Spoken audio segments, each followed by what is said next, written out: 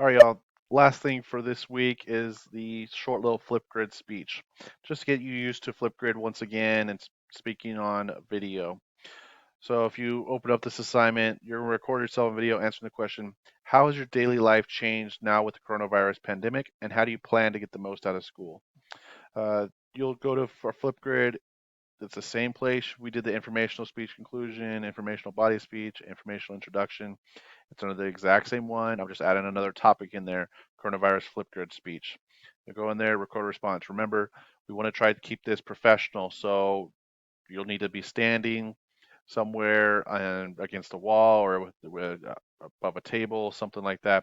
Try to keep it as like though you're presenting professionally another speech. Okay. You can find that on Flipgrid. Here's the question. The question is also posted here as well. Just get that done sometime this week. It's a 2 minute time limit, but you don't even have to be at that long. 30 to 30 seconds to a minute and a half is fine. If you have any questions, let me know.